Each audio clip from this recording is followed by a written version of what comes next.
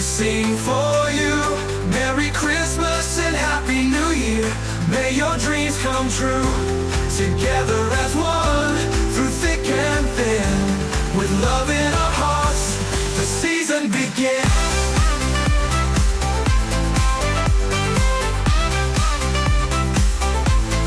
Generation Next, we sing for you.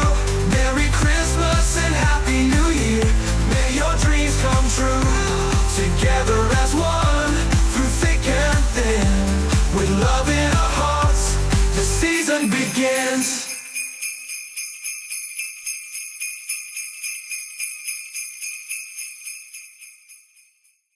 Good evening and welcome to another episode of the GN Sports Show with me, George Saw Dublin. And I'm Terry Andrew. It's a festive season. Definitely, Terry. And we have a really packed show this evening. We'll be featuring two young Generation Next on the 17 players, Rolando Kelly and Nazir Blair, who will be on the set with us this evening. Also, we'll be featuring some volleyballers from the St. Anthony's Secondary School, Asafa Donovan, Grace Hanna, and Alessandra Morcos. Coach also, Michael Jeffers, will be here with us. Plus, also ahead on our show tonight, we have a pre-recorded interview from the international football group Phoenix City UAE co-founder Bader Al-Akkad. He will join us in a pre-recorded interview that we did with him earlier. Plus, the doctors are in the house, Dr. Rick, our house doctor on GN Sports Show, and he will have a guest, Dr. Chris, as well, just to inform parents and the young athletes about the dangers of their injuries at such a young age. A packed show all ahead for us. Yes, so stay tuned and we'll be back in a few moments. Our vision is to become the premier platform for showcasing and empowering young student athletes, providing them with the tools and exposure to excel both in sports and life, while shaping the next generation of confident, media-savvy leaders. The GN Sports Show is dedicated to highlighting the talent and stories of young student athletes across all sports disciplines. We aim to equip them with vital media exposure and public speaking skills, helping them grow into confident individuals both on and off the field. Through engaging interviews, mentorship, and real-world media experiences, we strive to foster personal and professional development that supports their athletic journeys. Welcome back to the GN Sports Show. And in studio with us this evening are two of Generation Next U17 players, Rolando Kelly and Nazir Blair. How are y'all doing tonight? Doing very well, doing very good. Good, very well. Anyway, so we started you, Rolando. Rolando, what school you attend? I attend the S.A.S. Witches Academy. S.A.S. Witches Academy? Yes, sir. And what school you go? S.A.S. Witches Academy. I thought you was going to clear out school. Oh, I transferred. Oh, okay. Oh, you transferred? Oh, because I getting confused here. All right. So both you are playing this Nobel Richards school team? Yes. What age group you all play? I play under 20. Under 16 and under 20. So you're older than him? Oh, all right. So you starting under 16? Yes, sir. And starting under 20? Sometimes. And you starting? Yes, sir. Every game? Yes. All right. You're performing? Yes. All right. But it's starting every game, so more than likely you might be performing. I'll take your word for it. So how did you all get interested in football, Rolando? It was a sport that I always wanted to play when I was small, but my mother was afraid. And then when I go into grade 6, I just take up the sport and I just started to play it. And you? See my cousin and brothers playing it, and then I realized that it seems little fun, so I tell them I want to join. And then from that, I just start getting balls and just start training by myself. Okay, so you just always wanted to play and then you decided to play and you was influenced by your brothers and your cousin and them. Yes. Oh, all right, cool. So what grade you in, Rolando? I'm in third form. Third form and you? Same. Both in the same class or just the same form? Same form. Same form. So who's your class teacher? Miss Allen. Miss Allen that's the farm teacher itself? Yes. And yours? Miss Lee. You have a different farm teacher? Yes. Okay, so how much subjects you do? I do 13 subjects. 13 subjects and you? 11. So what's your favorite subject? My favorite subject is PA, POA? Principle Principle of of Account. Accounts. And you? Maths. Mathematics. Mathematics. Yes. So both, it's like everybody that come on the show like mathematics or something to do with numbers. Yes, sir. The first, the U11s, the U9s is mathematics. Now we all come here mathematics. All right. So yeah, mathematics is a good thing to understand. It helps you in understanding football. Yeah, I know why. Why? Because in football, you always want to have an advantage. So if you see 3 players there and you want to have an advantage, how much players you got to put? Maybe. 4 4, yeah. or more, because you want an advantage. You Yeah, can't to get an overload. advantage with a less number, innit? To overload, yeah. You understand what I'm saying? So none of y'all play like local football in the country, like outside Generation Next and school, y'all prefer anybody else? No. No. Y'all don't have nobody else? No. Okay. So how long y'all going to Generation Next? I'm going for about a year. A year. And you? I think since 2023. 2 years. 2 years? Yes. So you have any participated in the Generation Next league? Yes. So last year I played in the league Yes. Yes, sir. with Generation Next, what age group? Under 15. Under 15. How y'all place? Y'all don't know much y'all place? No. Really? I can't. Isn't it third or second? One of the two. Well, y'all was not the presentation ceremony? No. No, no, sir. Oh, okay. All right. Well, y'all play second. Y'all play second. All right. You understand? So, how is Novel doing in the school league? Well, in the under 16, how y'all do? For under 16, we lost 1 game, and then we draw 1 game, and we don't lose anymore. So how much? Say you don't know how much games y'all played already? No, I don't know how much game we But played. y'all only lost 1, draw 1, and then y'all win the rest. Yes, sir. And y'all at under 20. We lost against PM. I think we lost against Abyss and don't remember the rest. Yeah, so PML last Abyss, I don't remember the rest. Yeah. Well, so let me ask you all this, because this is something that's been happening to me since I've been interviewing children here on the show. And it's like, so y'all don't keep track of how much games y'all play? It's so In order to know what position you have in the league, you have to keep track of how much games you play, how much you won, how much you lost, and then that will give you a better idea of the position y'all are in. yeah. I try to keep track, but there's so many teams that are playing that they say that the coach will tell us what position we're in, and we didn't get it yet. Alright. So, how much more, I don't know how much more games leave back in the Yeah. league right now? For under 16, I have a game against Space Secondary and Iron B. Williams. So there's 2 games y'all leave back, and y'all They don't got none. Y'all finish play. Yes. So, okay. So they have a playoff or just a straight league and that's it? Do you have anything else to play within that, or that's the end of the league for y'all? That's the end of the league for That's the under end 20. Under 20. If they don't qualify, if they don't qualify for number 10, for third. Oh, okay. So in international football, who's your favorite player? Like worldwide football? Yami Yamal. I don't believe you. Yeah. I'm gonna tell you why I don't believe you. Because you had to think about it. No, Yami Yamal. My favorite player in the world is me. I didn't have to think about that. No, my favorite player in the world is Yami Yamal. So why you had to think about it? You took No. at least 10 seconds to say that. I don't think about it. You, Nazir, who's your favorite player? Neymar Jr. Neymar Jr. Still, up to this day. You know, Neymar Jr. roll like a butterball turkey right now. Eh? You still back Neymar Jr. Alright, so you like Yamil and you like Neymar Yeah. Jr. So what's your Number favorite team? Manchester City. Manchester City. Yeah. And yours? Liverpool. You like Liverpool. Yes. So who your favorite team in Spain? What would you like to be after school and so on? What would you like your profession to be? You said you like POA, which is accounts. So that could be a profession. You like football, that could be a profession. Or maybe there's something else you like. After football, what would you like to be? I really want to be a business owner. And You want to be a business owner? yeah, So what kind of business you want to own? like I want to have a heavy duty company and rent to the company and much more. Alright, and you? Yes. Professional footballer. You want to be a professional footballer? Alright. Alright, so I know both of you. By now, the viewers probably don't know that I know both of you. So I'm not hiding. So both of you in the summer went to Steven Gerrard Academy in England, it was? Yes, sir. And how did y'all do? To be honest, I played well overseas, well over there, and then How long y'all was there for? 5 weeks, but we only we took went three. for the camp for 3 weeks. I was over there for 5, but I went to the camp for 3 weeks. Yes.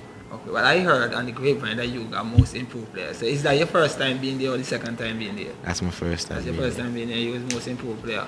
there. Yes, sir. All right. Okay. So outside there, is the training there different than the training y'all will get at Generation X or at y'all school?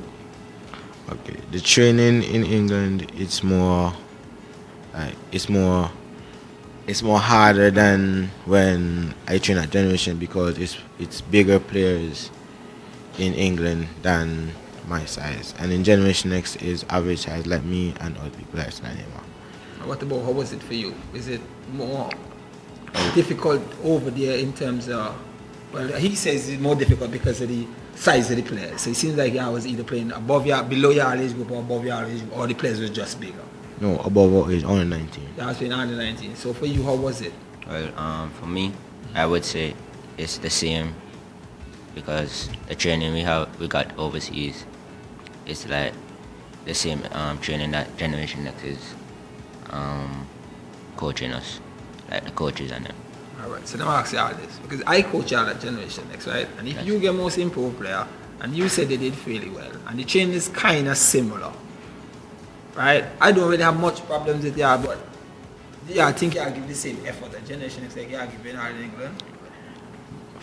I'm just asking, I don't know what's in England, so I'm just asking. For me, it was my first time. I wanted to impress, I wanted to make my name, and I wanted to make, I just wanted to make them know that, yeah, Antigua got, yeah, we got someone, people there that can do something in life. Yeah.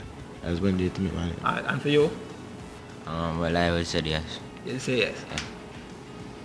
Alright, so anyway, so them, I can give y'all a bit of advice, right, for me. If, in this sport that y'all playing now, it's only two ways. There's the right way, and there's the wrong way. There's no middle. Y'all understand? So if you want to be a footballer, a good one, you only go the right way. You don't come today and give 100 and tomorrow you come and give 50. You understand what I'm saying? It's always 100. And I always remember this too. If somebody is given the responsibility with the name coach, it can be quite obvious that that person understands what they're doing. So you gotta listen. You understand? I don't believe there's no coach out there that is going to go and coach for players to fail. You understand what I'm saying? So with that, I want to thank you all for coming on the show. I wish you all the best in your footballing career. Hopefully when the league start in February next year, y'all will be playing under 17, right? Yes, so that means y'all will be playing for Ken. Yes. Alright, so I hope y'all could come first. Like, y'all came second for me. So I hope y'all could come first for Ken. Alright? Yes. Alright. And with that, we'll take a quick break and we'll be right back. Welcome back. You're watching the GN Sports Show, and in the house tonight. First of all, let me tell you, we're in a festive mood. If you can tell, we're in a festive mood. It's the season. It's the time of the season, and we're not to be left out. All right, we're going to talk some volleyball here tonight. We have the S.A.S volleyball players in the house, and a coach at the St. Anthony's Secondary School. Michael Jeffers, he joins us here, as well as Asafa Donovan. Guys, thank you so much for joining us here on the GN Sports Show. Good night, good night, good night. All right, Asafa, let's start with you. Why volleyball? I started volleyball at Island Academy. I didn't want to start it at first, I was reluctant.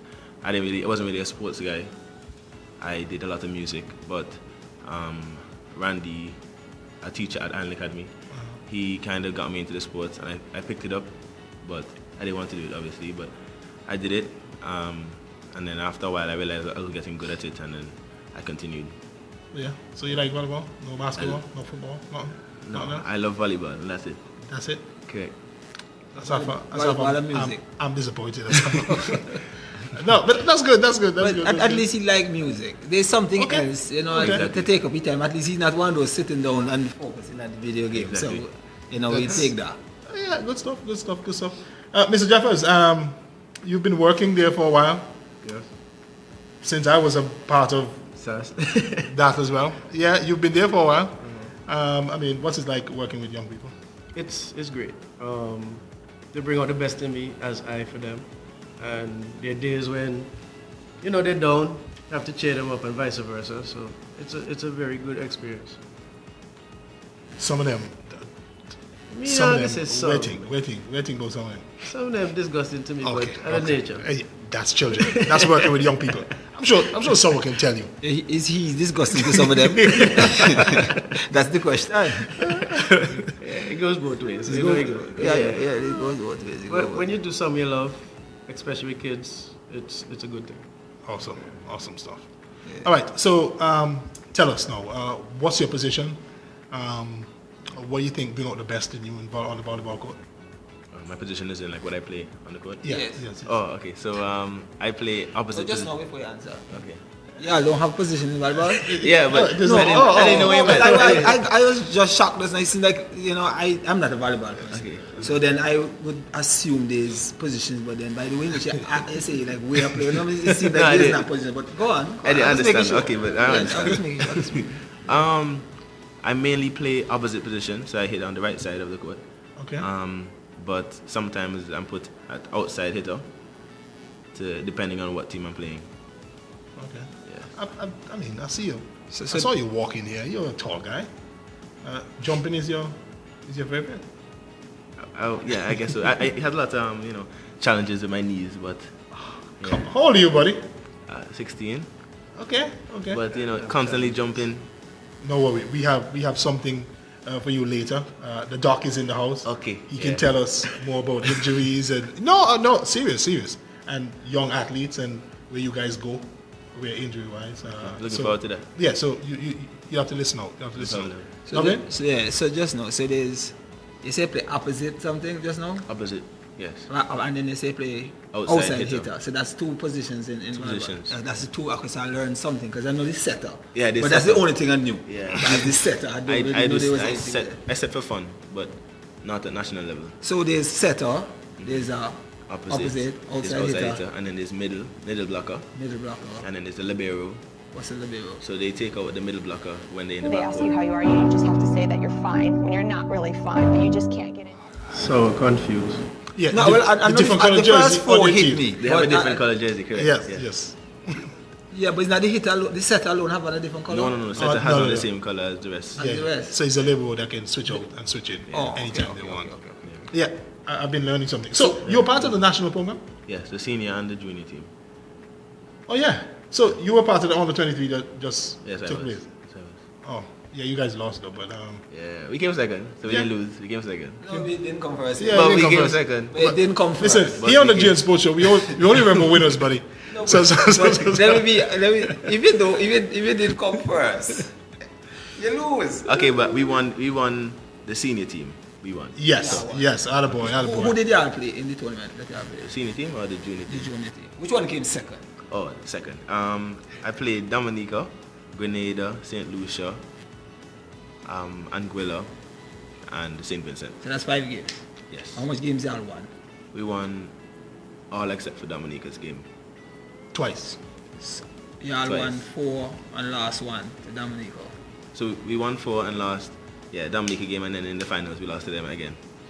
Yeah. Oh, so how did the tournament work? It's, It's round robin, so we play every team, right. and then the person with the most wins, they will go to finals and Go play. to the match. Yeah, and then he trickle downs the second most wins.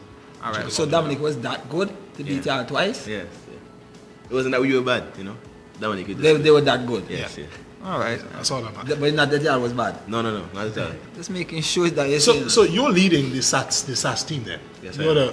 you're the man behind the S.A.S team. Yes, I would say so. I asked to help coach as well as play. Attaboy. you was asked or you No, I asked. volunteered? I volunteered too. Yes. Is that because of the knees?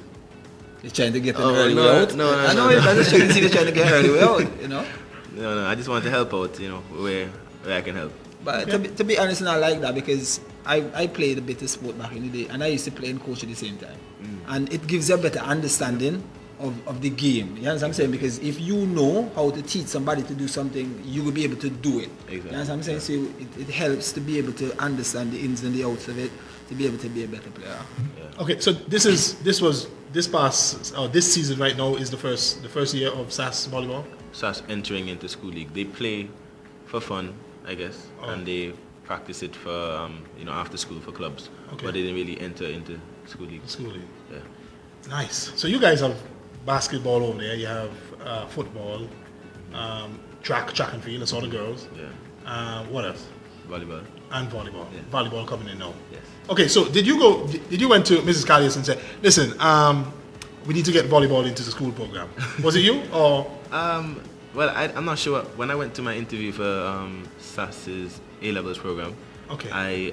I said that I have interest in starting a volleyball team there and entering them into school league. I don't know what happened, but when I joined this school, they were speaking about entering the school league. So maybe what I said helped, or maybe they're already planning to do it. I think so, because I know Mrs. Callius. And she's with it. I'm telling you, she's with it. A while ago, I came in and asked you guys if you have swimming yet. Because, I think anything to get the whole child, not only the academic, but the sports side, I think she's with it. And I can vouch for her when I say that. So maybe you put you did a little thing, yeah, and you lit that fire on her, and she was ready to go. Yes. Okay, so there's a male and female team. Yes. Okay. So the male team is quite confident. They're very excited to play. Yeah. Some of the girls are a little nervous, but I see a lot of potential with the girls. Okay. Nice. So let me ask you, how tall are you? I am 6'2". 6'2", and you're a hitter. Correct. So by the time you jump, you're probably about 7'5". Maybe 8. I don't know. Maybe 8. Attaboy. So tell him. I used to like volleyball back in the day, but I was too. I look at the net and look at me, and I don't think I could get my hand over that thing to lash that ball down to the ground at anybody. So, is there a specific height range, or because the setter don't have to be that tall, innit? They prefer a tall setter, I guess, for blocking and. So the setter is black too? Yeah. Everybody in the front court. The same hand they have a set with? Yeah. Everyone in the front court has to block. Okay. That's your teammates. But most times I watch, I see only like majority is like 2 blockers, 3 blockers, give and take. And there's always 3 people in the front court. There's always 3 people in the front So 3 in the front, 3 in the back. Okay. All right, Jeffers, let's bring you in here. So you would have seen them when some of them come in from small. Growing in the different sports. Yeah. I mean, as a coach, does that make you feel like, hey, we're doing our job here, we're seeing progress, we're seeing, them elevate themselves in different sports? It does. Most of the kids at S.A.S, they're not one sport player, except for I'm here. Don't worry, man, he's 16. You get him in more But things. everybody is well grounded in terms of we play volleyball, we play soccer, we play football, we play cricket, and everybody is rounded. Watching him play the other day, he can dunk, but he just don't know what to do. But getting up there, he is up there. And watching him play, I can say, hey, volleyball in good hands. Definitely. So let me ask you this. So you coach basketball, right, Jeffrey? Yeah. So you're not trying to good? No. Why? One sport. That's what he want. He want to do volleyball, like he do volleyball. I'm not going to push them into something that they're not ready for. So you're part of the senior band that went to Mexico? I couldn't make that trip. I had a Oh, you didn't make that trip. No. Okay, but they were saying guys were like 3 times your height and so. Yeah, like they were playing against. I'm happy that I didn't have to play against them. But that's how you get better though. That's how you get better It's though. an experience. Uh-huh. So next year, because we qualified for Mexico, so Yes. next year. Next year you're going to be a part of it. Yes, but yeah. Attaboy. All right, personal goals that you hope to achieve before leaving St. Anthony's. Well, I really hope to develop S.A.S.'s volleyball program Attaboy. a lot more than it is right now. Attaboy. It's at a good level, especially for beginners, and I want us to end up winning school league, and I just want to take things simple and take it slow, and then elevate S.A.S. for Okay, volleyball. so, and I mean, we like your confidence, and I'm sure so will like your confidence too. But you guys entered for the first time, so next year will be your second time? Well, next year will be the first. Oh, next year will be the first time. Oh, so they haven't played in the actual Oh, season. yes, the Saturday. Okay. Volleyball season starts in February. Yeah. So the other side. Okay, and you're thinking about winning it already, son? Yeah. Okay. A lot for school league now. Last year, the one I just played in Ireland Academy, a lot of people graduated. So a lot of the strong players who are part of the national team are not playing anymore. So you wanted to Ireland Academy before? Yes. Oh, attaboy. Yeah. Okay, so you're bringing it down to... So hold on. Did Jeffers tell you about Ireland Academy and S.A.S with basketball? When the parents come out? No. He needs to tell you about that rivalry. It's a rivalry since 5 years ago, and we beat them, and it's been back and forth ever since. To the point, we had 2 Ireland Academy boys played for St. Anthony's last year and won a championship, and won a volleyball championship with him. So they won 2 championships. Okay. So in other words, you joined the enemy. I'm just letting you know. So the Ireland Academy people not gonna like you anymore. That's okay. Well, you joined the enemy. He already get threats. No. Listen, when I saw the parents, I heard a few times they were at YMCA and I was at ABS, and I heard the roaring. I was like, wait, what's going on over there? Then when I went over, I saw the 2 teams playing, but the stands were filled with parents, and the support from both. It was like even I saw Dr. Court there one time, but I forgot which side he was on. Dr. Elricott. Yeah, he was there as well, and I was like, wow, this is it. Anyway, all the best to you. I'll be looking out. For great things from you. Coach, you continue to mold these young minds. Any final words? Any parting words you guys wanna say? How about you invite more people to join your volleyball team at S.A.S? Well, I just want to Students. Okay. I see a lot of potential in a lot of people, especially during break time and lunchtime. They just don't show up to practices, and I think people should, as coach was saying, a lot of the students are multiple sports playing players. So I think that they should come out and give it a try, and we could use some help, especially a lot of tall people. And I think it would be a good way to start a new sport. And even though I play one sport, I think that multiple sports is good for people. Yeah. Finally, I know I said final, but this is the final thing. When you went on in the senior men's tournament the other day, where everyone in the stadium were cheering because you got a game, that was you? Yeah. I'm looking at the face now and I'm thinking, why were they cheering? I guess because my first tournament I played for nationals. Okay, and you finally get doing, so Yeah. everybody, awesome. You didn't disappoint the crowd, right? No. No, he did not. They were cheering. They were cheering a lot. All right. I'm just making sure. He's Asafa Donovan, and he's Coach Michael Jeffers. They're from S.A.S, St. Anthony's Secondary School. Volleyball player, coach at the school. We wish them all the best as they put their volleyball team into the inter-school volleyball program. That's all for now. We'll be right back with a whole lot more. Welcome back to the GN Sports Show, where we have more S.A.S volleyball players. 2 young ladies, they're joining us on set. They're from the St. Anthony's Secondary School, and they're wearing their Follow shirts. Grace Hanna is here with us, and Alessandra Morcos, she's also here with us to give us some insight on the S.A.S volleyball squad. George? Yeah, first of all, welcome to the show, ladies. Thank you.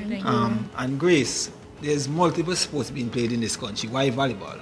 Well, we started it in grade 5 and I wanted to be active in a sport, so I continued on because I really enjoyed it. All right, so far, how y'all enjoying volleyball? It's really fun. I love it. There's like many different positions. How much players on the team? I didn't quote at one given time. 6. 6. And then 6 other subs. I believe y'all are going to be in the first 6. So for me, to y'all, I believe y'all are going to be. I'm coming to watch S.A.S first volleyball game to see y'all in the first 6. We should. Y'all going to be in the first 6. We should. Yes, we will. Yes. All right, Terry. All right, so you guys been playing for 2 years. You see any improvement in your game over the next? Yes. Okay. From what to what? Especially my setting from serving. Okay. Both of them, I've really improved in both, and I've focused on technique and not only strength in my serving, and my setting footwork has gotten way better from before. Okay. What about you? Same with me. I'm playing libero right now, and Yeah. I'm just working on my defense right now, and it's going well. It's actually really going well. Okay. So you guys are going to be competitive then, even in your first year. Yeah. Yeah, but I heard the libero, whoever plays it has to be real rugged, you know, and have the battle scars to show. Do you have the battle scars to show? All on my knees. You just can't see them right now. All on your knees. Yeah. All right. We can take that. So, volleyball and going to S.A.S. You know, how y'all manage to keep a balance between both? It's about time management. So like whenever I have free time in school, I use it. So volleyball doesn't add pressure to me. So I can enjoy it. So when you have the free time, where do you do your homework, so you won't have to say have the time for very that? consistent. That's very smart. And I could try that in my day-to-day profession. I don't have no free time, so then I don't know. But that's smart. So how you would manage your free time? You do the same, or you have a Same different thing with routine? her. I just I've learned the importance of time management. Since I started volleyball, it's so important when you have a sport that you must have time management to be able to manage both schoolwork and your sport at the same time. Okay, so how often do y'all practice? Well, 2 to 3 times a week, and also half of a break we'll do work, and as soon as we finish we'll rush to the court and play a little. We always have break and Always we have have break lunch. and We're lunch. always on the court. You're always going to see us on the if we court. have a free period or something, we'll do the work, and when it comes lunchtime, we'll play volleyball. You have an indoor volleyball court over there? No. See, in the sun? Yes. Wow. Yeah, that's some commitment there. Listen, I love you guys' school. I'm just putting that out there. The best part is the cafeteria over there, and the Slurpees. Slushies. Yeah. That's where I stay when I go at S.A.S. at the slushie. How important it is that S.A.S. introduced you guys to volleyball and the sport that you're going to play right now. Well, since St. Nicholas, I was really hoping there was a volleyball team so I can join. Okay. And I was really happy that I found out there was, so I can continue on with my volleyball. But there are other sports over there, right? No, it's okay. You're not going to try nothing volleyball else? is good. Okay. To be honest, our class was the whole reason why volleyball was brought to S.A.S. We were the one that basically we implemented it so much that that we're actually joining us a school league this year. We've never done it before at S.A.S. I've heard. That's amazing. So a while ago, we spoke with a guy. His name is Asafa Donovan, right? Yeah. And he's one of the top players in the country, young players in the country, and he's going to S.A.S. Are you guys learning anything from him? Yes, I've learned a lot. Okay. You guys got to break this down for us. They're like synchronized swimming just now. That's your skill. Yeah, you guys got to break this down for us. What type of coach he is? Well, especially if I'm doing a mistake, he tells me what I did wrong. So next time I play, I can improve in it and do better. Especially with my setting, like I said, I improved. He's helped me a lot with it, and I've learned new techniques from him. Nice. What about you?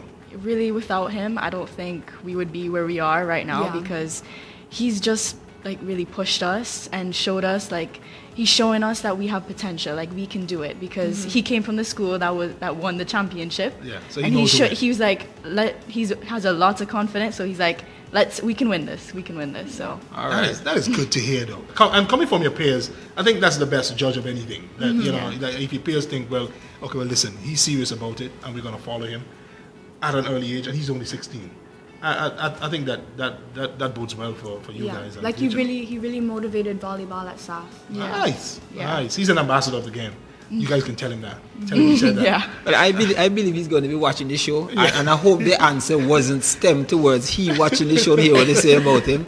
But I'm going to ask this question, and then I can determine whether I think he's a good coach, and not based on your answer, right? All right. So you said when they're making a mistake, whatever, and try to show you what to know. When they do good, do you hear him as loud as when they make a mistake? Yeah. All right. Well, he's a good coach then. He passed the test. That's how you know if somebody's a good coach. They don't only go at when you're doing something wrong. They really encourage the things that you do good.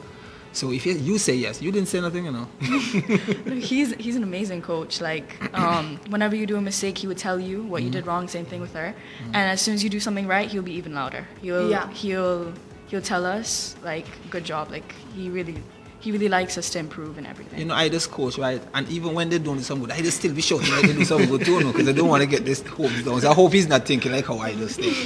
Yeah, and he said he's thinking winning.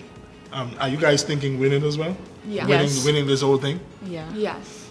That would be incredible. Your first season and you win it all. Mm-hmm. Yeah. I mean, did you guys say, hey, listen, we're gonna work our hardest, and this is our goal. This is our goal that we're gonna set for our first season. We'll try our best to win. Yeah, as long as we work as a team, I'm sure we can make it far. So, I'm hearing you guys going on breaks, like the break time, and you go and you play volleyball, and you know what I mean, and that formed something of a team. I mean, it doesn't happen like that all the time. I'm just letting you guys know. So if you form something like that, you know what I mean, I think the sky is the limit for you guys. I really do. I really do. So coming from St. Nicholas, where y'all said y'all was introduced to volleyball first, is there anyone that was in St. Nicholas that came across to S.A.S with y'all and is still in volleyball? Yeah, actually, most of our friends, they all play volleyball, so most of them are on the team. So y'all just brought the team from St. Nicholas now. Yeah. Basically, to yeah. S.A.S. All right. So y'all, it's always good when you go somewhere that you leave a mark on it, you know, and especially in sport, it's always a positive mark. So, you know, y'all should be proud of yourselves, and your parents should be proud of y'all for doing something like that, you know. This for you, Alessandra. Can you share a moment when you felt especially proud of your performance or your team's performance? I mean, you guys haven't played yet, but during practice. So there was like a moment one time, like it was like a really tough match, and like everyone was just really tired, like, and you know, and like we just constantly just kept motivating each other, like as we played, like we just kept motivating each other, and like even more than our score, because we play with scores, like I believe that since we all played together as a team, it was more than enough. Well, I'm hearing teamwork here already. So I'm hearing team fulfilling something together. I was hoping just now that the moment that she was proud of had some scars or something. You know, she had to dive down somewhere to get one. You know, the one that won the game for the team. But you know, as you say, if it's a holistic effort and you're proud of that holistic effort, I could understand that definitely. What's the message, your coach Cornell? What's the message during practice, or the message, or his main message to you guys, volleyball players, your entire team? To work as a team. Okay. Work as a team. Okay, and that's what he's been pushing since he got you guys. And also consistent practice. Keep coming to practice. Keep working hard. Yes. It's very important. Asafa told us some guys don't like to practice. Are the girls like that? No. Okay, the girls are always there. Yeah. Some dedication there. Especially because volleyball is their main sport. Yeah. Okay. So we skipped quite a few things, but what form y'all in? We're in second form. So that means y'all have like, what, 3 more seasons in S.A.S? Yeah. Give and take, y'all probably had 3 more years in S.A.S. So if y'all don't get it this year, y'all have... Because I believe in... I'm not saying y'all can't go straight out and win it, but you know, it takes a bit because there are going to be teams that have been out there before. Y'all understand the rigors of competition, you know what I'm saying? And then playing in a stadium where there's not only people from your school watching you, but people from other schools and regular spectators. So that sometimes just add pressure to you being out there for the first. So if y'all don't get it this year, at least y'all would know where y'all are and y'all could build. Yeah, we'll feel more comfortable on the court. Yeah, the second time, You know, so we might be a little nervous this time, but trust me, we'll work on it. I hope so. S.A.S. So what's the name? I know the girls football, they are pink ladies. What are you girls? We still have to make it up. Oh, you still have to make a name? Okay, let's go. You got a little while. February. Who's in charge of it? Who's in charge of name making? It would be probably our volleyball coach. Probably volleyball coach. Oh. No, well, I think the team should come together. Come up with some and make some suggestions. Nothing comes to mind? Not at the moment. Nothing at all? No, but maybe if we like all talk about it and sit down and talk about it, we'll get something out of it. So we're hoping that it's in the next group chat then. Yeah, hopefully. Yeah. Because I mean, I've been around the girls' football team before, and they were pink ladies, and I know. They've been doing their thing. So you guys got to come up with a name, right? Yeah. Next time you guys come back on the GN Sports Show, you must have a name for us, correct? Yes. And when you bring your trophy, we can leave your trophy right here that you won for your first season. All right.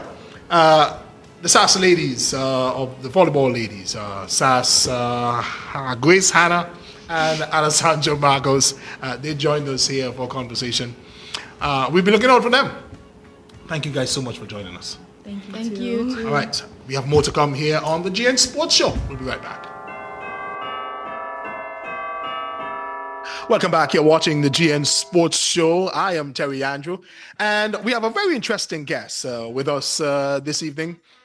He is Bader Al-Akkad from IFG Phoenix City UAE, which is based in Dubai. We will be speaking with him just to get a bit more of what they do over there. Plus, there's big news coming up because Generation X and IFG Phoenix City UAE will be partnering. For more on this, we welcome Bader Al-Akkad, the co-founder of IFG Phoenix City UAE. Thank you so much for joining us here on the GN Sports Show. My absolute pleasure. Thank you, Terry, for the kind introduction as well. Awesome stuff. All right, let's start here. Your journey in football. Where did it started for you, leading you to where you are today over in Dubai? Yeah, so it was quite a colourful, I'd say, start to my journey in football. So just to give a bit of background, I'm British Syrian. So I am one of the many fleeing Syrians from our civil war, which took place between 2011 and to 2024, which has recently ended. And obviously I'm born in the UK, alongside being of Syrian dialect, so I'm half Syrian, half British. Came over and always had a passion for the game, always whether it was around the football, always wanted to get into the game, have family heritage. So my granddad was part of the first ever Syrian national team, which played a competitive match. So always had a heritage in my family. We've had a season ticket at Manchester United since the 1950s. So football's in the blood really. And then got picked up at the age of 12 by Rochdale AFC, who are a National League club in the UK at the moment, but they were at the time a League One club. I'm native to the Manchester area as well, so that's where I've grown up. That's where I've been ever since I moved from there to Dubai. That's where I've always been, and then was there up until 16, and then after 16 went on to Stockport County. At the time, it was a very exciting project. It still is. There was a massive takeover and the club was putting in a lot of investment. So the club's infrastructure really enticed me at the time to go over, and they gave me a great opportunity with a lot of young coaches who really understood me as a player. And I was doing really, really well there. So I was there from the age of 16 to 19. And at 18, I was in and around the first team. I was even in the match day squad for the game against West Ham when we played them in the FA Cup in 2021. But unfortunately, I was diagnosed with cancer halfway through my 18th year. So that basically cut short my career because it was very, very heavy treatment for me. So I was advised by a lot of coaches and mostly doctors to look at pursuing other things, which is why I went out and got myself a degree from the University of Lancaster, which is a top 20 university in the UK, and I'm very proud of that. I did that during my final year at Stockport, and that was really, really good. It helped me, put me in really good stead to what I'm doing now. And I also co-founded a charity back then, where we basically put on celebrity matches. A lot of ex-players got involved, which built up a lot of my network in the game as well, where we then donated that money off to charity.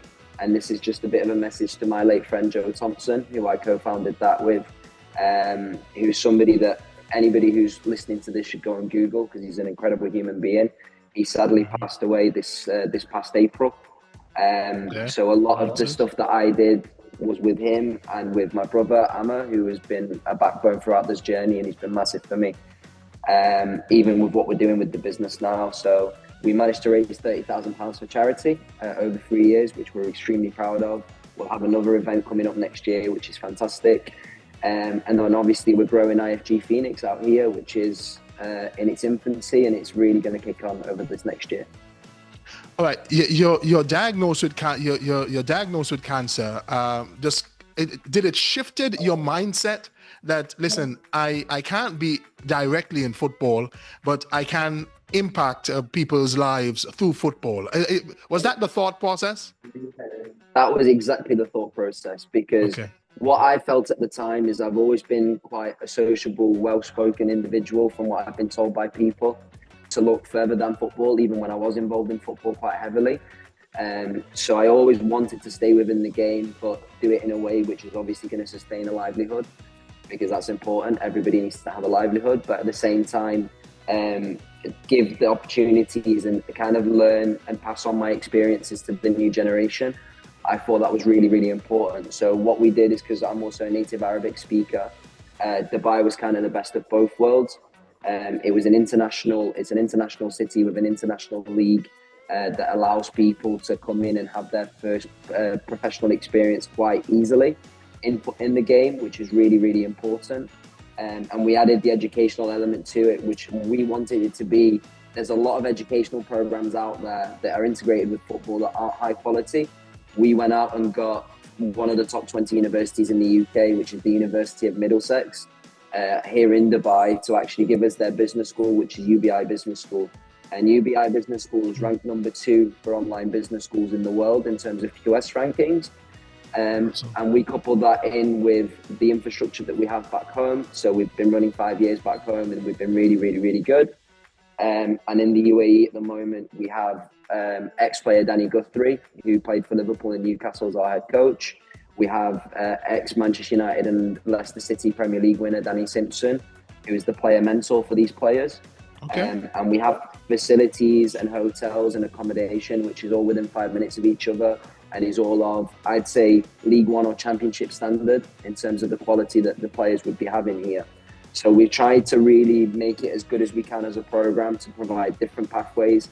The other things that we're really keen on is we put on things like work experience for the players while they're out here, to make sure that we take care of also the parents and make sure that everybody gets a guaranteed value while they're out here with us. So we allow them to go and experience different companies, obviously all their choice. And we've set up a network for that to be able to give them the opportunities to be able to be the best version of themselves, really, because football's such a volatile sport that even if you're doing well, as derived from my own experience, there is that chance that always you unfortunately won't make it in the game. So it's very important for me that anybody that interacted with our product will get the value out of it, whether they stay with us for a year, 2 years or 3 years. They have something which is going to hold them in good stead after leaving us. So that's extremely important to us. Awesome. And I know you've been speaking with Ricky as well in collaborating. Here at Generation X, Ricky and his team try to show young footballers here in Antigua and Barbuda options that they can go educationally, and not only on football, but there's an education side to it where, if football doesn't work out, there's something to fall back on. So that mission that, you and your brother and your team have embarked upon falls in line with what Generation X is doing, which gets me to the partnership of how did you guys come about to linking between one another, and what does that partnership look like with Generation X? Yeah, so we're very excited about the possibilities of working with Generation X. The main thing is what you touched on. We're very aligned in terms of value. There's a lot of sharks in football, and we're trying to do things in a different way, where we're prioritizing the needs of the parents and the players firstly, which is what I was really attracted with it to Ricky, and we met through some mutual contacts that obviously spoke really highly of him. And our hopes spoke really highly of us to him as well. And we're looking really forward to improving what we have as a product in terms of what Generation X offers in Antigua and Barbuda at the moment, and in terms of what we offer in the UAE as well. And I think the possibilities for a long-term relationship are endless. And that's what we're really prioritizing. So we're very excited about partnering up and working together and going forward together. Yeah, I've been reading on the website for IFG, and that you guys have invested so far like $4 million into your project there, with facilities and like around the surroundings and what you do. Talk about that for a bit. The facilities that you guys have over there. Yeah, so what IFG Phoenix is essentially is we're the UAE's first ever football education program, which is integrated. So what that entails is essentially is we offer international players and local players who are 18 plus the opportunity to come and study with us full time, a fully licensed UK bachelor degree from a top 20 university, alongside playing professional football out here in the UK, in the UAE. with some Premier League players doing the coaching and mentoring some of these talents. So that piece is more for our UK program. So for our UK program, we have Macclesfield Football Club, which basically is a very historic club in England. It's a club that's 150 years old. It went into administration in 2019, where the club was kicked out, was expelled from the professional leagues in England. And my partners at IFG took it over, revamped the club's infrastructure, spent the £4 million on it, below the level that it was at before the club went into administration.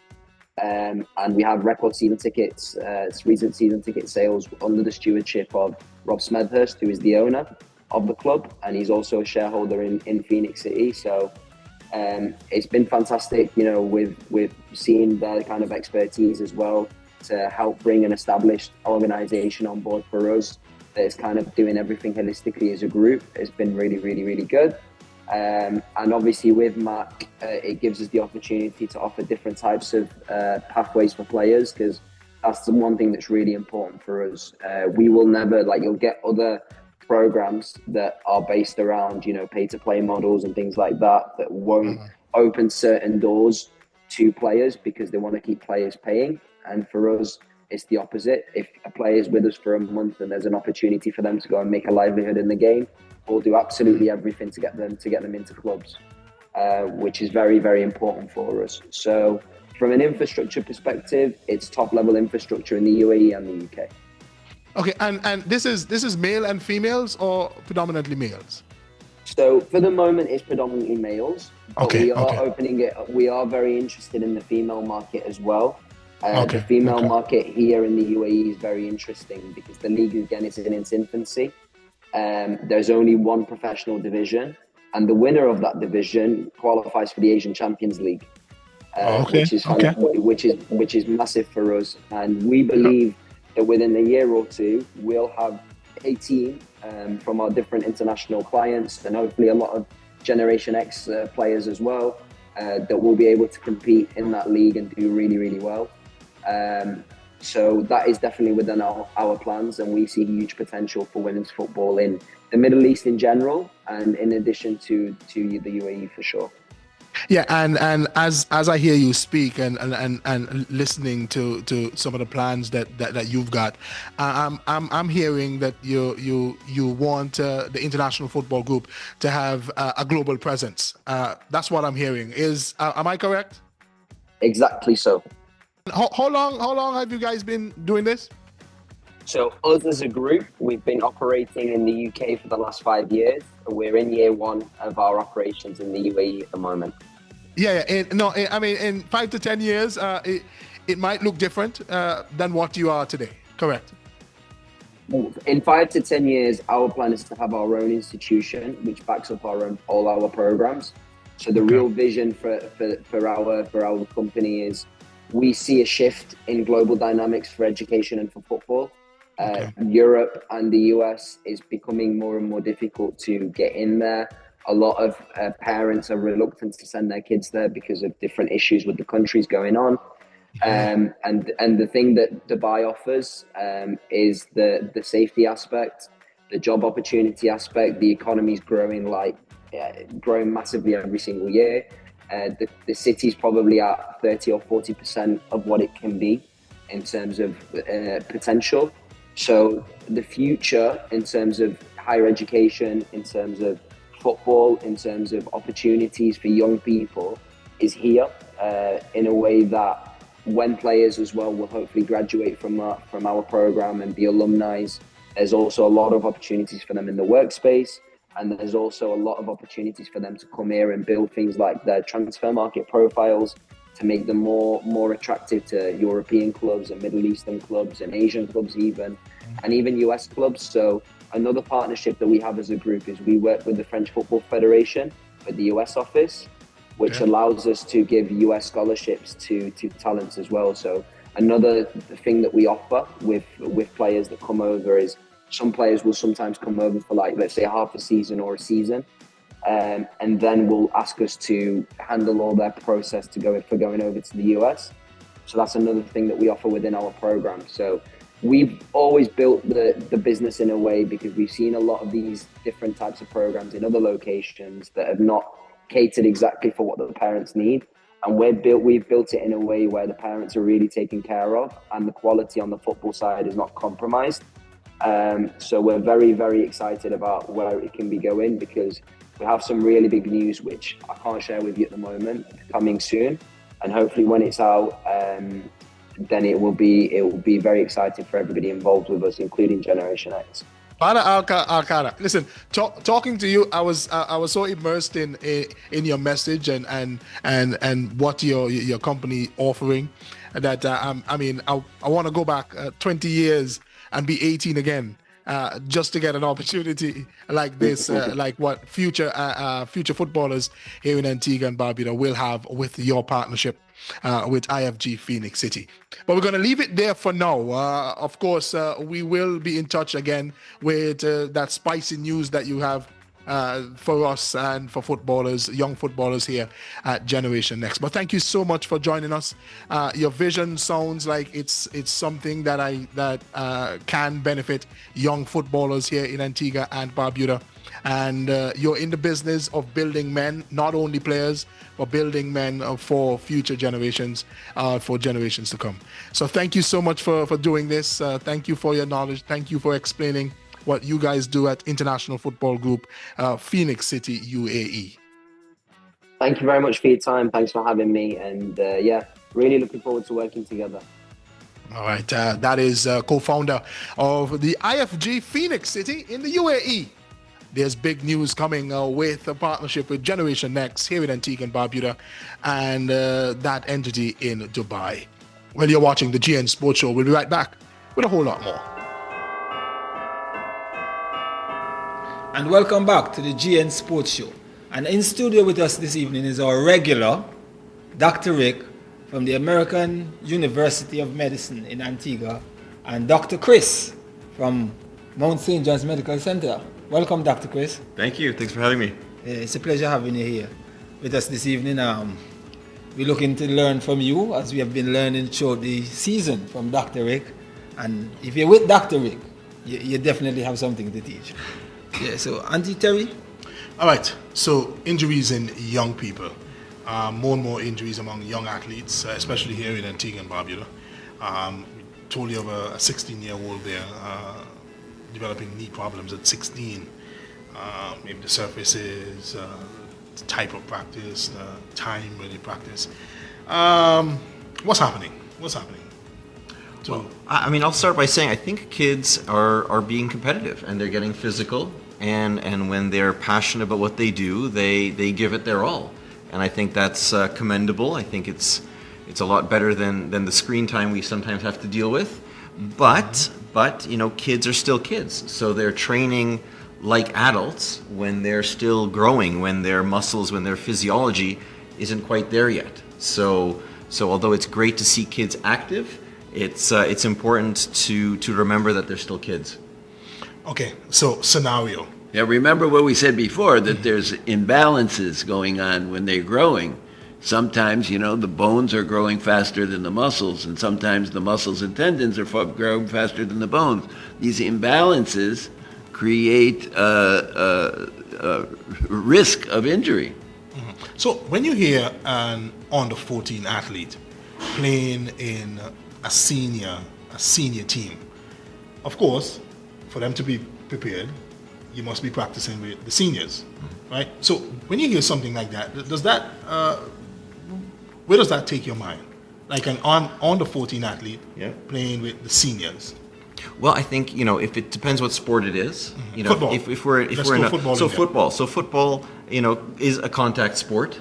The speed with which they can run, but also the force with which they can tackle each other. It's easy to run quick, and sometimes the younger will be the faster one, but that doesn't mean that his bones or his tendons can sustain the same amount of force, especially if push comes to shove, quite literally there. Okay, but medically or for where injury is concerned, and where maybe time with practicing and not developed as fully as an adult as yet, where do you stand on that? Well, I think it's important that kids train for their sport and that they include strength training. I think the myth that kids should not do strength training really is counterintuitive or counteracts the benefits that they can have. So using your own body weight, your own child's body weight, planks, push-ups, squats, balance exercises can strengthen the muscles they need that may not be specific to football. But do you really want to have a child who's just a footballer, or do you want to create a child who's overall a great, strong, healthy athlete? Okay. Yeah, that's very important. You know, being an all-around athlete like you when you were a kid. Tell us, you were an all-around. You did everything, didn't you? Yes. And so you didn't overdo any one sport or any one group of muscles. So, you know, your body was balanced. You see? And that's what we want to do. That's what we want to, especially kids under the age of 13. Yep. Right? Would you say 13 is a good age? I think 13 is a great age to look at because their growth plates are still open. You look at an x-ray of a child who's 13 and you look at the x-ray of a child who's 17, night and day difference. Their growth plates are still wide open at 13, exposes them to a completely different type of fracture and different forces that go through those bones.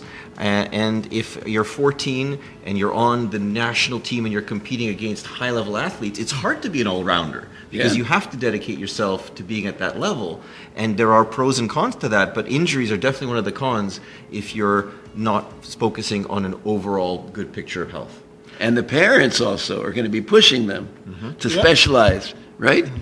Parents pushing them to specialize is a problem, you know, because in one sport. Specialize in one sport. Okay. In one sport, too early, too early now. Okay. And even what's a good age to specialize? Wait, and even later, even when they're adolescents and young adults, it's still bad to only do one sport. I mean, the professionals, okay. You know, but even they, you know, professional athletes, they also cross-train, don't they? They do. Yeah. And yoga becomes part of a great athlete's life for the flexibility, for the strength, for the core muscles that maybe won't be specific for football or volleyball or some of the popular sports here on the island. But overall, it creates a healthier, stronger, more resilient player. Yeah, one of the Hall of Fame baseball players in the United States, Jim Palmer, was a pitcher for the Baltimore Orioles for many, many, many years. And I used to go play basketball with him on the off season. So he played basketball in the off season and he was making millions throwing a ball. Now, I wonder whether the cricketers here do that. Tell us, do you know? Do the cricketers here? Well, I've seen them warming up, right? And they warm up with a football. Like, okay. Yeah, they would play football. Oh, okay. So they do that. So so they do. But here now, I think now in sports in this country, everybody is specializing in one sport. You know, and that becomes now football plays all year round. We have youth football from September to July within like clubs. You know, like youth football. And when I was younger and Terry was younger, we used to play school football. Used to be played from September to November, and then when we come back to school in January, we play basketball from January to March, I think, and then we play cricket in April, in May, April, and then June, July is when we do exams and so on and so on. So we were active in different sports throughout the year, but now football is played every term throughout the school year. Basketball probably only plays one term, but football is played right through the year now in Antigua. So there's a lot more people football specific than any other sport. So parents have to really play an important role here in making sure that you don't get those overuse injuries from too much of one sport, based on what you're telling me. Yes. Because they're going to be, kids are going to almost be forced to do that. Yeah. No, and who's to say that a footballer can't spend some time doing push-ups? Can't spend some time swimming, can't spend some time training different muscles other than what's often classically the quads and lower legs that a footballer really develops as they become a professional. Yeah. All right, the injuries now. The most common injuries in youth sports are sprains and strains. Anybody, just take it. We take it. Yeah, Well, he's the expert on sprains and strains. He'll tell you all about Yeah, it. but before you go, Dr. Chris, on that topic, Okay. you know, it says he is a pediatrician, right? Yes. You know, I always thought a pediatrician was when your child had the flu. A bellyache. I didn't know all this come on the pediatrician, you know. Well- yeah, seriously, I thought, you know, you get flu and you take your child to the pediatrician, or the child has an upset stomach, and I didn't know that all these things fall under. Well, I have the special designation of doing pediatric emergency medicine, or what here on the island is called pediatric casualty. So I work in the Sylvester Bird Medical Center, or what was formerly known as Mount St. John Medical Center, as really part of the ER, an extension of the ER.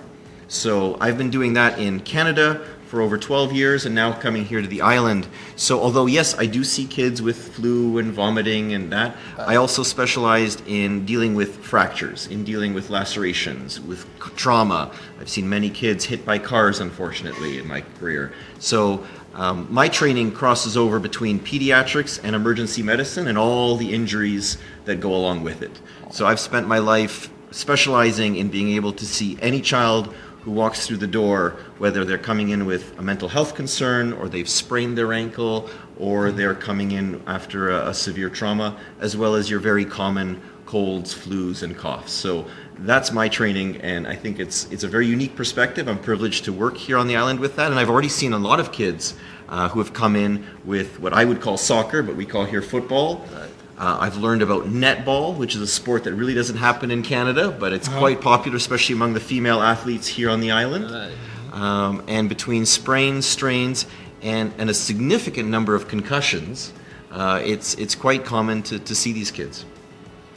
Okay. So, another scenario. A 16-year-old volleyball player, let's say 165 pounds, 6'2", developing knee injuries. I mean, the knee injury is not keeping him out of volleyball. Maybe it niggles at this point, at 16 years of age. What would you say to something like that when you hear a case of that? I mean, everybody's different, of course. Sure. And everybody's different. But, I mean, when you hear a case like that... I was a kid like that. Actually, when I was 16, I didn't really have knee injuries. I would get shin splints. Yeah. And I didn't tell anybody because I didn't know what it was, and I didn't want them to stop me from playing. Is that typical? Well, that's typical. You know, kids will play through the pain. Whether it's their own goals, whether it's their parents encouraging them, pushing them, whether it's the reward that society gives now for high-end athletes.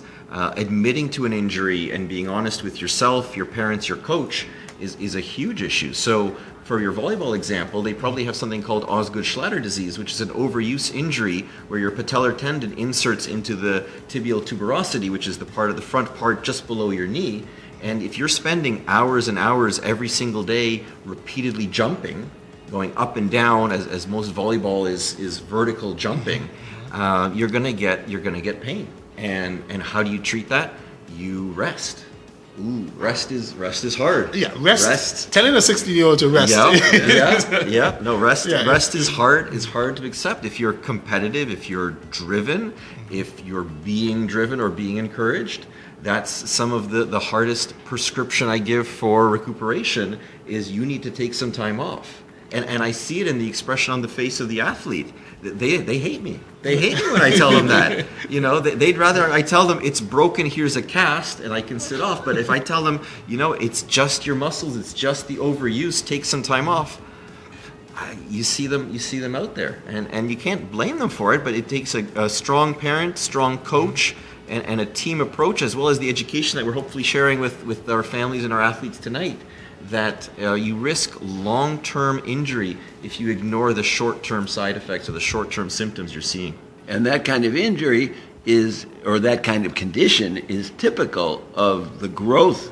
that we're talking about when it's unbalanced, and it's natural. You can't do anything about it. In other words, you can't do anything about it because the bones are growing faster than the tendons and the muscles. Yeah. Okay, so can he ever overcome it, or it will it has a possibility of getting worse when he gets older? No, the point was you can't. You're stuck with it. Yeah. Oh, okay. Yeah. Until he grows out of it. You can talk about that. Yeah, but doing other sports that strengthen the lateral ligaments of the knee, that can give you overall quadriceps strength as well as stability laterally. If you think about basketball and the side-to-side movement you go versus the volleyball, which is very much more up and down. Sure, you're diving for the ball as well, but you're not moving as much dynamically side to side as say a basketballer would be. So it's good to cross-train. I think one of the messages we'd love for our families and parents and athletes to take away from tonight is love your sport, commit to your sport, but don't sacrifice all the other ones. Because who knows, maybe your great volleyball player could be an even better basketball player, or vice versa. You know, it's great to explore as children and let kids be kids. Another way to look at it, another thing that might happen with this kid having the knee problem, is the parents are going to say, and the kid wants to keep playing, so let's go to the drugstore and let's buy a what? A knee brace. Yeah, that could be dangerous. Yeah. Right? That could be dangerous because the kid, he really needs to rest, but now he's not going to rest because they believe, oh, if I put this knee brace on, I've got stability, and now I can continue to play. Do you see injuries from that? In fact, a lot of parents ask for supports that way, and the rest is unfortunately or fortunately it's easy to do and hard to do at the same time. Yeah. But sometimes you just need some time off to let your body heal and catch up and grow. Or they get the wrong size knee brace. Oh, that's even worse. And it makes it worse. Yeah. Well, as part of our therapy, we often have the RICE approach: rest, ice, compression, and elevation. So you elevate the injured limb, especially when they're sleeping at night, so that the limb, whether it's your elbow or your knee, is above the heart, so that swelling comes back, the fluid naturally comes back. Ice, applied for at least 20 minutes at a time to release the inflammation, reduce the swelling. Compression, yes, I generally say don't let your child sleep in a compression dressing. Okay. But yes, compression can be part of it, but it's therapy, it's recuperation. It shouldn't be meant to get you through the next practice or the next game. So, like for netballers, what's like the most common injury you have seen? Probably the most common for netball is a sprained ankle. They're jumping. The young women, the girls are jumping up and down, coming down, and either they're filing onto someone else's foot and their ankle's inverting and twisting in, and they come in and their ankle is huge and swollen. That's mainly concrete. Yeah. That's the surface netball is played on here in Antigua. So Doc said, in terms of brace and things like that, is it? Because when I was younger, we used to put on ankle braces and so, with nothing being wrong with us. For just so that's supposed in case we twist or whatever. Is that good or is that something? Is it suggested that they wear an ankle? Because in netball, it's a lot of landing on feet. Yeah. I have watched netball and most injuries is somebody landing in somebody's feet. Yeah. So would you suggest that they strap their ankles before they go to play? Although there's nothing wrong with it, or? I would suggest making sure, first of all, they've got proper footwear, good supportive shoes, and it's hard because kids are growing, so they'll grow out of that proper fitted pair of shoes quite quickly. Right. But a good pair of supportive shoes, maybe even high tops, if what you can relate to basketball or netball, high top shoes. I wouldn't necessarily strap them before they've gotten the injury, but I would work on strengthening their ankles and their overall supports. Have them do squats. Right? Squats works your entire lower body, even if it's with your own body weight. Have them hold planks. Have them do push-ups. Have them become an overall healthy athlete, and overall strengthen their entire body will help, I believe, to limit the injuries. Sometimes it's inevitable. You land on someone else's foot, it goes in. Come see me. Come see your primary care physician. Get the X-ray. Make sure it's not broken, because we see that too. So right. we're always cautious with diagnosing sprains without a proper X-ray that needs to be interpreted properly for the growth plates that we see. But if it's not broken, again, we're not going to put you in a cast, but you need some time off. But won't wrapping ankles actually be preventative to some extent if they know how to properly wrap the ankle? If they do, yes. If they have like a good trainer who knows how to wrap ankles, that's not maybe a bad idea. I've seen on a couple of podcasts and especially NBA players podcasts, and they've been saying that a lot of the injuries of players in the NBA now is because of the footwear. In the 80s, 90s, and so on, most basketballers wore high tops. Now a lot of them wearing them low ones below the ankles, and right now in the NBA they have this thing you call play and rest or something like that. you could only play a certain amount of games. And they actually count the minutes. And I remember back in the day when players playing 82 games, that's the whole season. Players fighting to play 82 games, now players fighting for rest. Yeah, load management, I think. Load management, yes. So would you still say that is because of the footwear now causing some of these injuries, or well, don't people just weaker these days? Don't tell Michael Jordan that. Don't tell Michael Jordan that. If you ever watched the flu game and how he played through that was one for the history books. But load management and coming from Toronto, where we had Kawhi Leonard back in the day a few years ago when Toronto won the chip. There were a lot of opinions about that. But load management is the adult version of resting while your child's growing through pain, right? There is something to be said for overuse, and it's preventing overuse. It's preventing overuse, and of course they have a big investment. These guys make hundreds of thousands of dollars every game. Yeah. Well, going back to your first scenario, if you've got a young boy, a young teenager, say, who is playing hours and hours every single day, he's trying to keep up with older athletes, and he's coming in and saying, you know what, my knees are throbbing, he needs some load management. He needs some balance, in my opinion. Or he has to live with the pain, because it's, and living with the pain is going to have consequences long term. So we would encourage, I would recommend some load management, some balance, some time off, and that's probably the best way, in my opinion, to deal with that. And some cross training. Yeah, some cross training. How parents should be preventing some of these injuries? Well, I think not sports specialization, something we already touched on. Nutrition, also, good nutrition. Yeah. A lot of sleep, rest, especially if you think about nutrition. What kind of nutrition do these kids need who are working out every day, right? They need protein, right? And a sandwich and a drink isn't enough, right? Especially if it's a cheese sandwich. Oh boy, they love cheese sandwiches on this house. Do you eat those cheese sandwiches? Of course not. Oh my God, everybody eats cheese sandwiches. But I'm at the age. I mean, there is a little bit of protein in the cheese, I'm saying, but they need more than that. So protein. It's a natural Antiguan breakfast. Right. To eat bread and cheese. I know. See, So, I'm into the cultural stuff. IMG is one of the biggest multi-sport facility in Florida, where they have basketballers, footballers. Oh, tennis. I want to go. I'm going to look it up. I'll be there. We went there with the national team. Antigua Barbuda was training for the World Cup qualifiers, and we had to play USA in some big teams, so we went there for like 2 weeks. Cool. So when we went to training, we got Gatorade, and on the Gatorade mark before. So when we started training, they came and they changed out that Gatorade, and it had the Gatorade mark and drew in. So we continued training, and then at the end of it now, we got a thing called a protein shake, which is after. It's a Gatorade after. And from that is when I started to realize that there's something that could help you through something, and there's something to give you back something. So all these three Gatorades was leading from, as I said before, which gives you whatever you're going to need. We're talking about hydration. Right. So you're talking about the water, you're talking about the electrolytes, right? And then the protein. And a little bit of carbohydrate. The problem is there's not complex carbohydrates in these drinks. These are simple carbohydrates, so they're not ideal.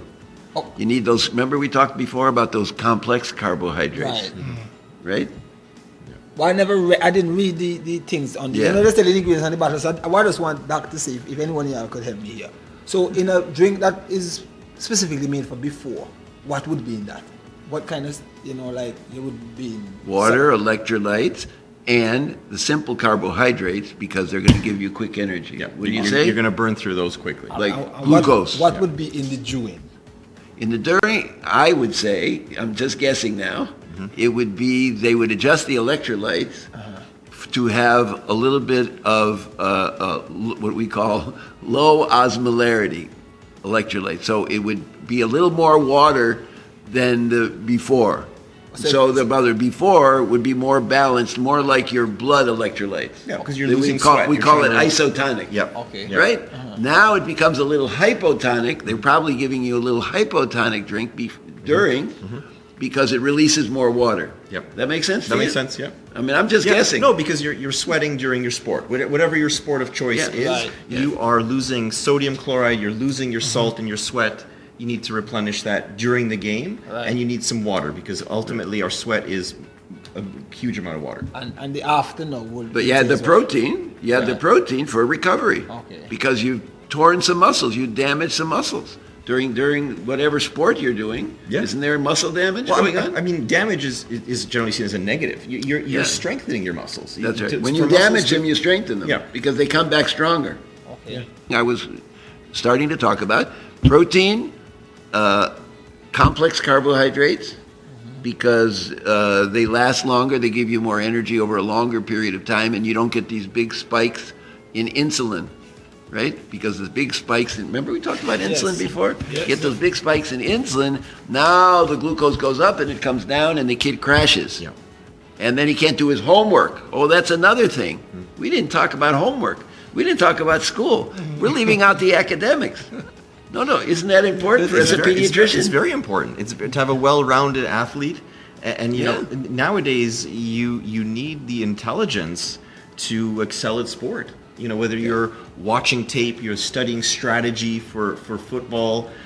You know, it's gone are the days where it's just brute strength that's going to help you achieve high levels of accomplishment. You need that overall good athlete to understand math, physics, and all of this, and not in the maybe classic sense, but in the strategy sense. And if you coaches keep those kids on the field too long, they have no time to do their homework. Do you get complaints from parents about that? Probably not, because the parents. Yeah, you know, the parents are not going to send you out there if you're not doing your work in school. Yeah. So Yeah. I just tell kids. I told a couple about a week ago. Some kids was on the show, and I tell them, if you want to be on the football pitch as much as you want to be on the football pitch, do your schoolwork. I've never heard a parent in my time of coaching. I've been coaching for over 15 years now. I've never heard a parent say, "You do too much of schoolwork, so you're not playing football." I've never heard that. So I keep telling them, if you do your schoolwork, you're going to get to go in football. But if you don't do your schoolwork, you won't get to go. You understand what I'm saying? So, but years ago, a coach once told me, I get left out the national senior team. I was maybe 18 years old. I was young, you know, and I was just coming up, but I had some potential. So I get left out of the team. So a lot of people thought I should have been in it, but so I was speaking to the coach, and the coach asked me if I knew why I got left out. I tell him, well, no. So he said, all right. So based on the position I played, the players that was playing around me had, I could run for 90 minutes. They could run for 90 minutes too, but they were a lot more intelligent to the game than I was, experience-wise. Because they did their homework and you didn't. No, I was younger, so I didn't get to that particular level of my I get it. Okay. So he was telling me, because no, so all of us could run, both of you could run for 90 minutes, both of you had fairly decent pace, but no, when it comes down to that moment where it needs more than your physical attributes, he's going to be better than you in that. So that's why you get leave though. So I went back now and did my homework. Got it. And I was in the next team, and then I was in the team for 15 straight years. Because now I started to realize it's just not only the physical aspect of the game that will get you through the game. It's your mental, you know, the psychological aspects also will help to you to be better than your opponent. You know, one thing we haven't discussed, that we brought up in a prior session here, that now that we got the real doc here, the real pediatrician who's dealing with these problems all the time, is what about the adolescent girl who has her menstrual cycles going on? Yep. What's the issue with that? Because I talked at one time about the laxity of their tendons that goes up and down with their estrogen. Yep. You see that? Well, it's a very specific concern, but I've seen many concerns where if especially a young female doesn't have enough body fat, they actually stop menstruating altogether. Yes. And that almost borders into the eating disorder world or adolescent medicine aspect of health. So not only are their joints affected, but their overall menstrual cycle can stop if their body fat composition drops below I think it's somewhere in the teens percentage-wise, which if you are a high-level athlete, you can actually excel at your sport, but have so little body fat that you as a female will not menstruate. And although menstruation has its own issues, it is part of a natural, healthy life. Yeah. So my first question when I see a high-end athlete and she's having issues and not health, or we can even just do her BMI, her body mass index, if it's below 17, there's a high likelihood that she's going to stop menstruating altogether, and long-term that can have devastating effects. And overtraining can do that too. Yeah. Well, anything that lowers your body fat composition for a female can put her body into a starvation state, and her body literally says, I do not have the nutrients or the capacity to have a child, so I'm not even going to ovulate, which is part of the menstrual cycle. And having a female who has stopped ovulating, or maybe now she's 15, 16 years old and has never had her menarche, has never had her first period, that's a concern as well. Okay, let's go back a bit there. Are there any correlation between female injuries, let's say football? Because this was a study back then, and it made headlines around the world that the menstrual cycle of women having a negative effect on them having injuries. Yes. It could be ACL, that sort of thing. Are there any correlation? Well, that was related to what we talked about before. The laxity in the laxity in their tendons changes as their female sex hormone called estrogen, goes up and down. Yeah. Okay. Okay. So there is a correlation actually. Okay. But for most girls and women, it's not a big problem. I honestly don't see that much of it, as I only see children up to, well, here on the island until 16. Back in Canada was up to 18th birthdays is considered pediatric. I know that sometimes that age can vary depending where you are in the world, but it is true that the study did show that your hormone levels directly influence the laxity of your joints. Dr. Chris, isn't he great? Isn't he great? Dr. Rick was an encyclopedia from A to about M. About A to M, and you definitely is M to Z. And it's been a pleasure sitting here and listening to you, because I have been longing for somebody else other than Dr. Rick, just to verify the things Dr. Rick has been saying to us. I'm a little hard to take all by myself. But and with that, we'll take a quick break and we'll be right back to the GN Sports Show. And welcome back to the GN Sports Show. And we had a lovely evening. This evening is the festive season, Terry. Certainly. I hope you learned as we did, and as we had a great time with our young volleyballers and our young footballers. Those are our future. And here on the GN Sports Show, we give them the light that they need going forward. Most definitely. And we had a lovely time also with the doctor, and his guest was absolutely informative. So we'll be looking forward to next week's show, and hope you stay tuned and be with us. You have a good night. Together as one, through thick and thin, with love in our hearts, the season begins.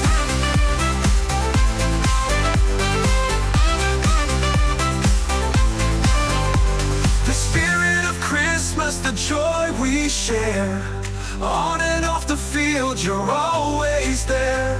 So here's a promise as the new year starts, we'll keep playing strong with all our hearts. Merry Christmas and Happy New Year to our family and friends. The season's joy that never ends. Generation Next, forever will be united in love and victory.